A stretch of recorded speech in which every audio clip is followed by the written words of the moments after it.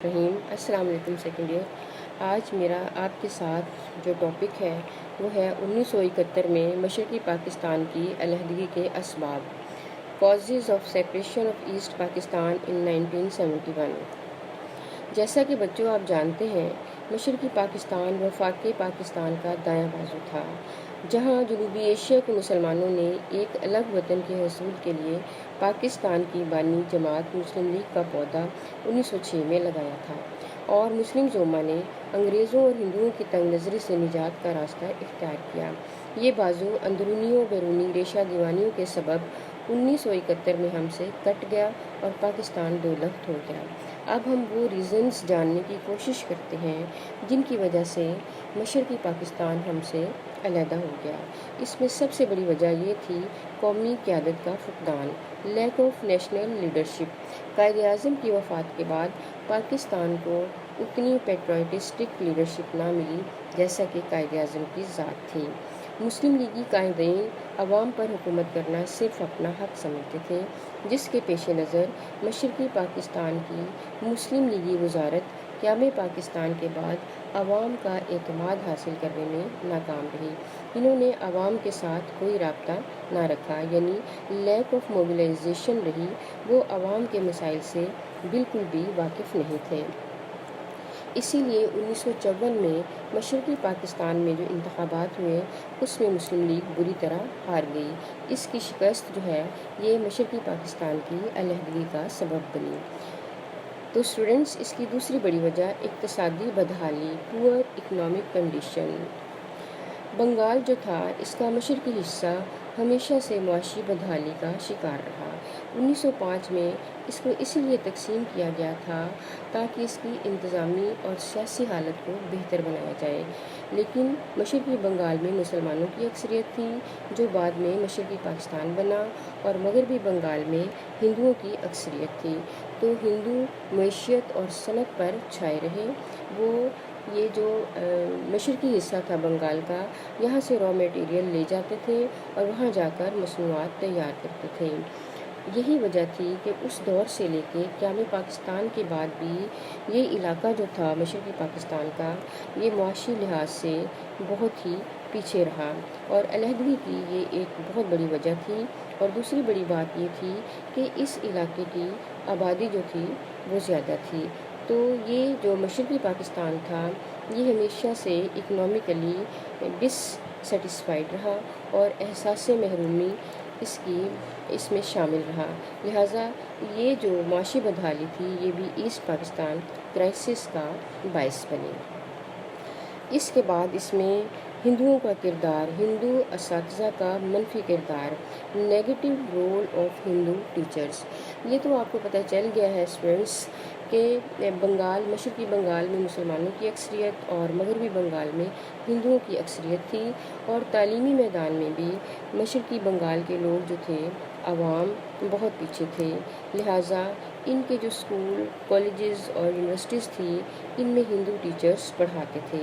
انہوں نے اپنی مخالف سرگرمیاں جاری رکھیں، اور جو ان کے طالب علم تھے ان کے اندر ہمیشہ سے ہندو اکثریت کے جو خیالات تھے ان کو پیدا کرنے میں وہ کامیاب ہوتے رہے۔ تو انہوں نے نئی نسل کے ذہنوں کو بنگالی قومیت سے آلودہ کر دیا، یعنی نظریہ پاکستان کے خلاف ان کو آمادہ کیا۔ یہ ایک بہت بڑی وجہ تھی جو ہم سے مشرقی پاکستان کو لے گئی، کیونکہ ہندو تو کبھی بھی نہیں چاہتے تھے کہ پاکستان بنے یا برصغیر جو ہے یہ دو حصوں میں تقسیم ہو جائے۔ اس کے بعد بنگالی زبان کا مسئلہ، یعنی اس نے پاکستان کی انٹیگریشن اور کوہیژن کو شدید نقصان پہنچایا، یعنی پاکستان کے قومی اتحاد کو پارا پارا کر دیا۔ آپ یہ دیکھیں کہ سر سید احمد خان جب انہوں نے اپنی تحریک چلائی، علی گڑھ پہ کام شروع کیا، تو 1857 کی جنگ آزادی کا انہوں نے جب جائزہ لیا تو ان کا بھی یہ خیال تھا کہ برصغیر میں مسلمان اکٹھے رہ سکتے ہیں، لیکن بنارس کے مقام پر 1863 میں اردو کے خلاف ان کا احتجاج دیکھ کے انہوں نے مسلمانوں کے لیے علیحدہ کوششیں شروع کر دیں کہ ان کی اپنی جو ہے وہ ایک آئیڈینٹی ہونی چاہیے جو کبھی بھی ختم نہیں ہونی چاہیے۔ تو یہ دیکھیں، جب یہ بنگال جو تھا اس کو تقسیم کیا گیا، پھر بعد میں یہ پاکستان کا حصہ بن گیا، تو بنگالی زبان کا مسئلہ ہمیشہ سے رہا۔ قائد اعظم کی لیڈرشپ میں تو یہ جو ایشو تھا یہ دبا رہا، لیکن ان کی وفات کے بعد بنگالی زبان کو انہوں نے ایشو بنایا، اور جیسا کہ آپ پڑھ چکے ہیں کہ 56 کے آئین میں اور 62 کے آئین میں بنگالی زبان کے مسئلے کو حل کرنے کے لیے ہی پاکستان کی سرکاری زبانیں دو جو تھی وہ قرار دی گئی تھیں، لیکن ان کے اندر سے بنگالی جو تھے ان کی نفرت کم نہ ہو سکی، یعنی زبان کا مسئلہ جو تھا اس نے مشرقی پاکستان کو ہم سے علیحدہ کر دیا، اور اس زبان کے مسئلے میں ان کے اندر صوبائی تعصب بھی کریٹ کیا۔ تو نیکسٹ جو بہت بڑی وجہ تھی اس کے ہم سے علیحدہ ہونے کی، وہ صوبائی تعصبات تھے، یعنی پروونشل پریجوڈائسز۔ مشرقی پاکستان کی آبادی کل آبادی کا 56% تھی، لہٰذا آپ یہ دیکھیں کہ ہم نے 9 ایئرز لے لیے آئین بنانے میں، تو کیا تھا، نمائندگی کا مسئلہ حل نہیں ہوتا تھا۔ مشرقی پاکستان کے ریپریزنٹیٹیو یہ چاہتے تھے کہ نہ صرف لوور ہاؤس میں ان کی جو نمائندگی ہے وہ آبادی کے تناسب سے ہونی چاہیے، بلکہ اپر ہاؤس یعنی ایوان بالا میں بھی اس فارمولے پر عمل کیا جائے، جس کی بنا پر بنگالی اور پنجابی سیاستدان ایک دوسرے کے خلاف برسر پیکار ہوئے، اور جو بالآخر ملک کو 2 حصوں میں تقسیم کرنے میں کامیاب ہو گئے۔ اس کے بعد سیاستدانوں کی علاقائی سیاست، ٹیریٹوریل پالیٹکس آف پولیٹیشنز، اس کا بھی بڑا رول ہے۔ جیسا کہ میں نے آپ کو بتایا کہ 1954 میں مسلم لیگ انتخابات ہار گئی، اور پھر میدان سیاست میں سہروردی، باشانی اور فضل الحق کے جیسے لوگ جو تھے وہ سامنے آ گئے، جنہوں نے اقتدار ایک دوسرے سے چھیننے کے لیے ہندو ارکان اسمبلی کی حمایت کرنا شروع کر دی تھی، عوام کو ساتھ ملانے کے لیے منفی ہتھ کنڈے استعمال کیے۔ اس طرح اقتدار کے حصول کے لیے ان سیاستدانوں نے جوڑ توڑ لگانے شروع کر دیے تھے، یعنی ان کی یہ جو شخصی اقتدار کی خواہش تھی اس نے پاکستان کو تقسیم کر دیا۔ جب کہ پاکستان بنا تھا تو پاکستان دنیا کی سب سے بڑی اسلامی ریاست تھا۔ اس کے ساتھ ساتھ ایک اور بڑی وجہ یہ تھی ایوبی آمرانہ دور، ایوب ڈکٹیٹوریل ایرا۔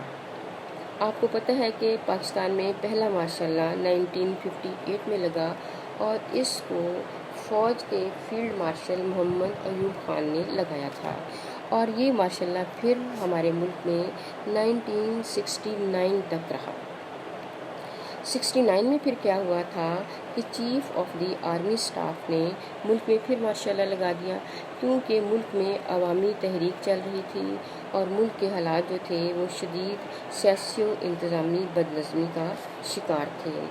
ایوب خان نے اپنے 10 سالہ آمرانہ دور میں ہنگامی حالت نافذ رکھی اور نوکر شاہی کو تحفظ دیا۔ نوکر شاہی کو انگریزی میں بیوروکریسی کہتے ہیں، جنہوں نے عوام کے ساتھ کسی قسم کا کوئی رابطہ نہ رکھا، جس کی وجہ سے عوام کے درمیان جو تھا وہ ایک شدید رد عمل پیدا ہو گیا۔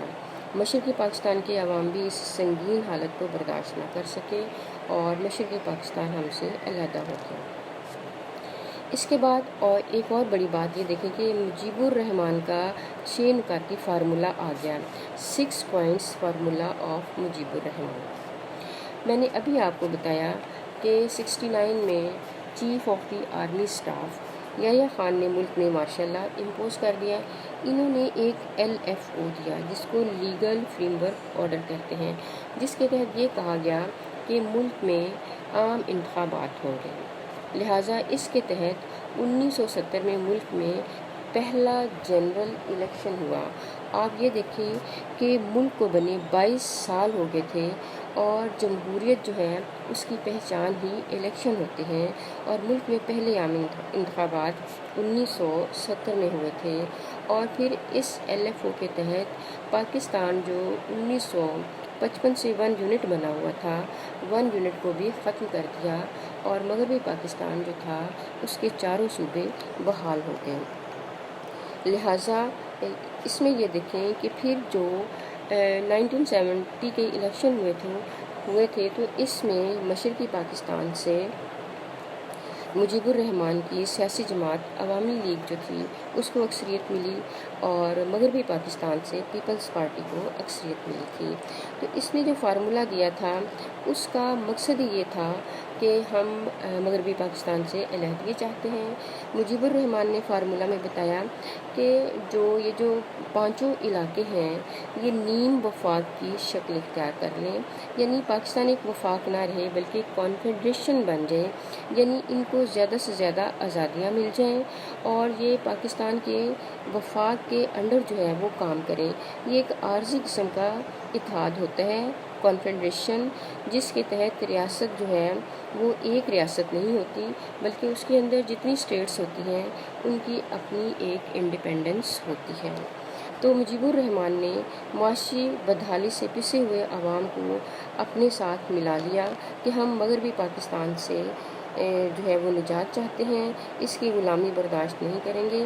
وہ اپنی خود ساختہ صوبائی خود مختاری کے اس ڈرامہ میں کامیاب ہو گیا۔ دوسری طرف بھٹو مجیب اختلافات چل رہے تھے۔ بھٹو مجیب یہ جو ڈیفرنسز تھے انہوں نے مسئلے کو مزید ہوا دی، لہٰذا حکومت اور اقتدار سنبھالنے میں ان کا کوئی اتفاق رائے نہ ہو سکا۔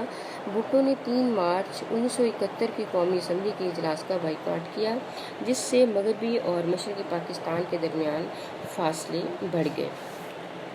اور پھر دیکھیں نیکسٹ سٹیج کیا آگے، فوجی کارروائی کی سٹیج آگئی، یعنی ملٹری ایکشن۔ 23 مارچ 1971 کو مجیب الرحمان نے اعلان بغاوت کر دیا، یعنی حالات اس کی فیور میں جا رہے تھے۔ اس نے بنگلہ دیش کا جھنڈا تک لہرا دیا اور مغربی پاکستان میں بہاریوں اور دیگر باشندوں کا قتل عام شروع کر دیا۔ اس کے پیش نظر فوجی کارروائی کا فیصلہ کیا گیا۔ میجر جنرل یعقوب علی خان نے فوجی کارروائی سے انکار کیا اور ریزائن کر کے ان کی جگہ ٹکا خان کو مشرقی پاکستان کا گورنر مقرر کیا گیا۔ اس نے سنگین کارروائی کا ارتکاب کیا۔